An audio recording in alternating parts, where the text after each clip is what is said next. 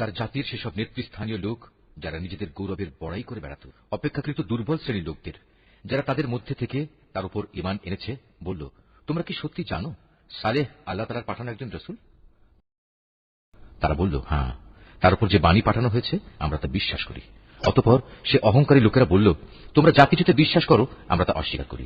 অতএব তারা উষ্ট্রীটিকে মেরে ফেলল এবং এর দ্বারা তারা তাদের মালিকের নির্দেশের স্পষ্ট বিরোধিতা করল এবং তারা বলল, হে সালেহ, আমরা তো উষ্ট্রীটিকে মেরে ফেললাম, যদি তুমি সত্যিই রাসূল হয়ে থাকো তাহলে সে আযাব নিয়ে এসো যার ওয়াদা তুমি আমাদের দিচ্ছ। অতঃপর এক প্রলয়ঙ্কারী ভূমিকম্প তাদের গ্রাস করে ফেলল, ফলে তারা নিজেদের ঘরেই মুখ থুবড়ে পড়ে রইল। অতঃপর সে তাদের কাছ থেকে অন্যদিকে চলে গেল এবং সে নিজের জাতিকে বলল, আমি আমার মালিকের সতর্কবাণী তোমাদের কাছে পৌঁছে দিয়েছিলাম এবং তোমাদের জন্য কল্যাণও কামনা করেছিলাম, কিন্তু তোমরা তো কোনো কল্যাণকামীদের পছন্দই করো না। লূতকেও পাঠিয়েছিলাম যখন সে তার জাতিকে বলেছিল, তোমরা এমন এক অশ্লীলতার কাজ করছো যা তোমাদের আগে সৃষ্টিকুলের আর কেউ কখনো করেনি। তোমরা যৌন তৃপ্তির জন্য নারীদের বাদ দিয়ে পুরুষদের কাছে যাও। আসলে তোমরা হচ্ছে এক সীমা লঙ্ঘনকারী জাতি।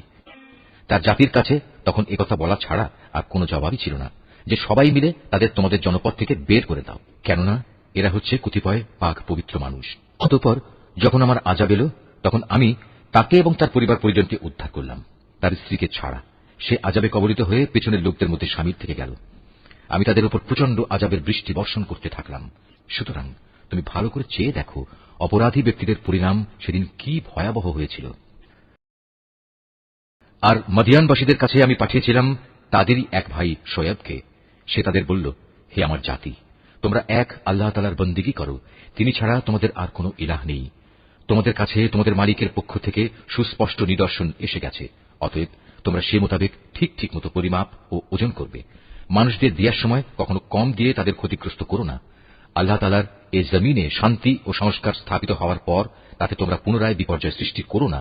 তোমরা যদি আল্লাহ তাআলার উপর ঈমান আনো তাহলে এটাই তোমাদের জন্য কল্যাণকর। প্রতিটি রাস্তায় তোমরা এজন্য বসে থেকো না যে তোমরা লোকদের ভীত সন্ত্রস্ত করবে, এবং যারা ঈমান এনেছে তাদের তোমরা আল্লাহ তাআলার পথ থেকে বিরত রাখবে, আর সবসময় অহেতুক দোষ ত্রুটি খুঁজতে থাকবে।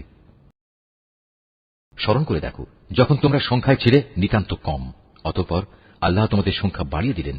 অতএব তোমরা পুনরায় চেয়ে দেখো বিপর্যয় সৃষ্টিকারীদের পরিণাম কি হয়েছিল।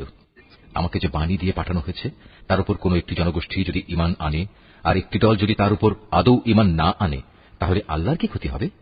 অতঃপর তোমরা ধৈর্য ধারণ করো যতক্ষণ না আল্লাহ তাআলা নিজেই আমাদের মাঝে একটা ফয়সালা করে দেন।